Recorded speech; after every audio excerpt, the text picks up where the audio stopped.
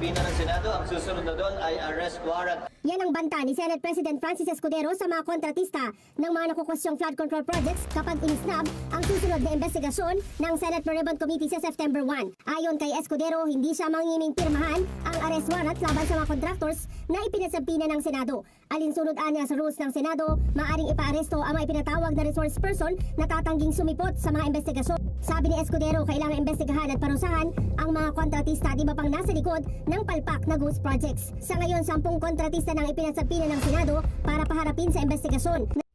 Are all these contractors qualified? They are qualified.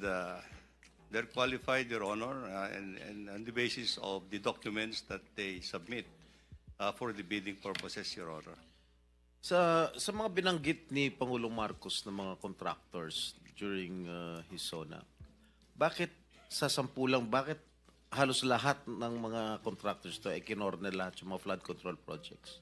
Why is that so? Well, As far as I can recall, actually, yung sabi naman na ating presidente, 20% of the total amount of that has been allocated over the years were actually napupunta doon po sa 15 contractors po. So, marami pa naman po yung other contractors that have participated in the implementation of the flood control projects, but it's a little outstanding, as sabi ng ating presidente, that 20% of the total budgets that have been allocated for flood control napunta po doon sa 15. In numbers po yun, I think that is in numbers, Your Honor.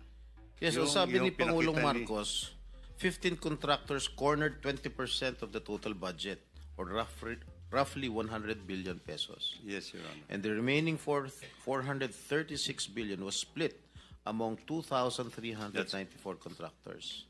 At hindi ko nababasahin yung mga pangalan ng mga kumpanya ng yung construction company dahil nabanggit na ni Pangulong Marcos yan. Anyway, ilan ang ghost projects ninyo dyan? This is on the process of validation, Your Honor. But you still believe that there are ghost projects there? Or there were ghost projects? In all confidence, Your Honor, I think so. You think so? Yes. San yan? Well, as I said, as I mentioned in my statement, there are district offices that we are trying to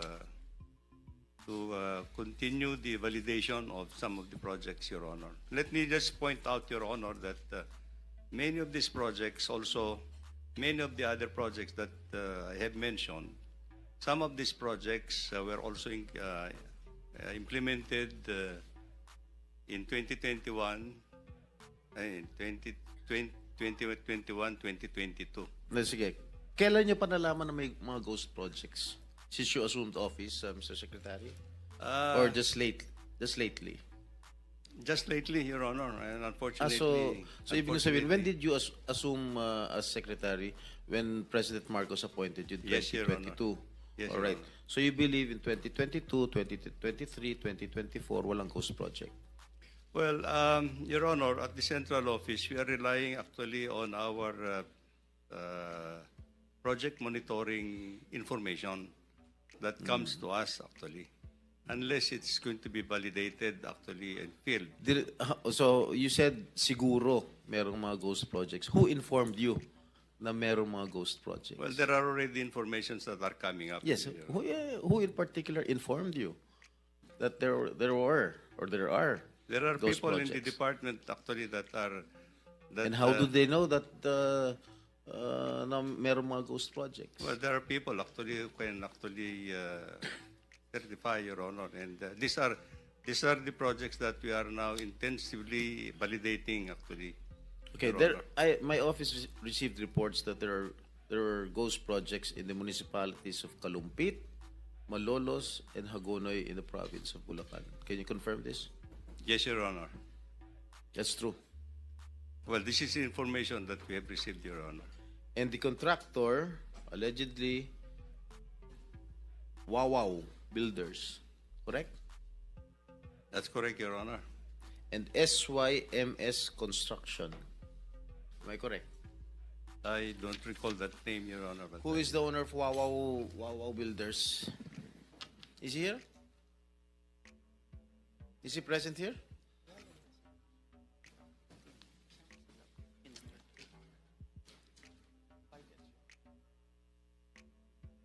Senator Jinggoy was invited but walang reply as of now. May I know who is the legitimate owner of this construction company?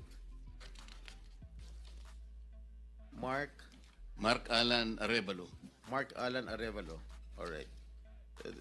I think the committee already will issue a subpoena. All right. So, sa akin palagay, itong mga ghost projects na nabulgar na ngayon, siguro inaayos na nila. Tama? Para hindi malata na ghost. And I don't think that they will have that capability anymore, Your Honor, because I think if these were ghost projects in the first place, they would not have delivered the time actually to do anything at this point in time. The records will show that if there is no project at all that was implemented, and payment has been made, then it's on. Tapos na, nasunog na yung pera natin. That's actually. Alright, magkano ang anomaly. in-award dito sa sa Wawaw? Wawaw Builders. I don't have the figure right now, Mr. Chair, but I think it's predominantly. No.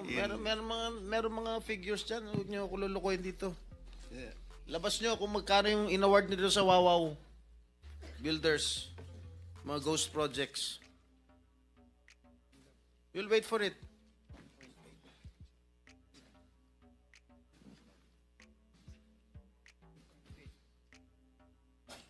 Kakadiri kayo. Mr. Chair, well, I've just been given the tabulation. Wawaw Builders.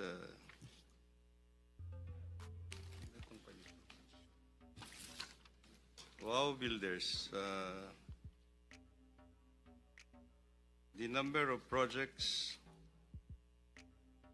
the total projects, total cost of the projects that have been implemented is 9 billion.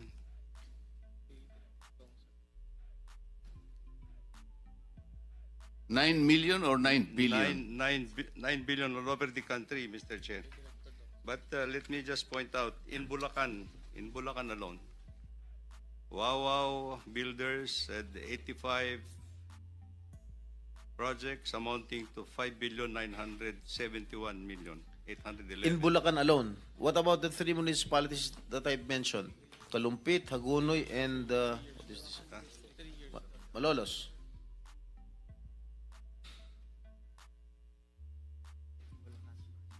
This is for Bulacan First Engineering District Office, Your Honor. Ito bang, I'm not familiar, no? Ito bang Kalumpit, Malolos, Hagunoy falls under the first Yes, Your Bulacan Honor. district? Ah? Yes. Alright. Yes, Your Honor. So magkano? Yung sa Wawaw? 5,971,811,600. In Bulacan alone? In Bulacan First Engineering District, Your Honor. So yung 5 billion na in-award sa Wawaw Builders para sa province Bulacan First are Engineering. all ghost projects. Correct? Hindi Secretary, naman, Your Honor. for the record, the total is 9 billion. That is nationwide. Nationwide. Nationwide, Your Honor. Pero 5 lahat yun, billion ghost na projects. Your Honor. So, Ghost projects lahat. No po. Hindi po. So ang ghost project lang na sinasabi mo, sa Bulacan lang. There seems to be some ghost projects actually as reported, Your Honor. Are you investigating this right Yes, now? Your Honor. We're investigating it. What is the status of your investigation? They will be coming up with their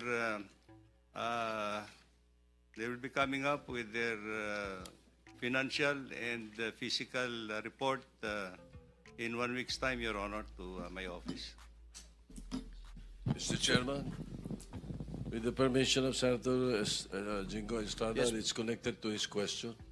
Yes, Senator Soto, please. You are an executive How did Wawaw ex officio Builders, official, right? how did Wawaw Builders get that 5.9 billion in those three municipalities in Bulacan? How did they get that? Who who inserted that into the budget of DPWH? Let me just clarify a little bit, Mr. Chairman. The amount that I have mentioned is actually for 4 years, up to fiscal year 2025. It started in 2022, 2023, 2024, and 2025, Your Honor. Let's clear that, Mr. Secretary. The 9-point-something billion is for 4 years? 5.9 for Wawaw, Your Honor. No, the total for 4 years is 9-something billion. Yes, Your Honor. And the 5-something billion ghost project is in Bulacan alone. Not totally ghost project, Your Honor. I'm not saying it's not totally ghost project, but the total amount of project that 85 projects that he has implemented during the 4-year period amounts to 5,971,000,000, Your Honor. So, Senator Jingo, you're finished already? Tito pa. Are you going to interject, Bam? You want to interject? Okay. Tapos ka na, Senator Tito? No, I did not get an answer, Mr. President, Mr. Chairman. 2025 na lang. 2025, how much, Wawaw Builders? Para mas madali niyong ma-identify. 2025, Your Honor, he has 5 projects in that engineering district amounting to 435,710,913 pesos. Your Honor. So 400 plus million for that particular area na For 5 projects, Your being Honor. suspected as ghost project. Well, some of them, Your Honor. Some of them, okay. How did they get that through bidding? They participated in the bidding, Your Honor. How did that budget get into your budget, the DPWH? Was there a senator or a congressman who inserted that for that particular area? Well, we'll just have to find out, Your Honor, because there are many sources in 2025. Let me just point out that some of the projects were included in the National Expenditure Program that has been submitted to Congress. And of course, there are projects that were actually added on in the General Appropriations Act. So we just have to reclassify, Your Honor. Mr. Chairman, thank you. I did not get the answer. Senator Estrada, Chair- thank you very much.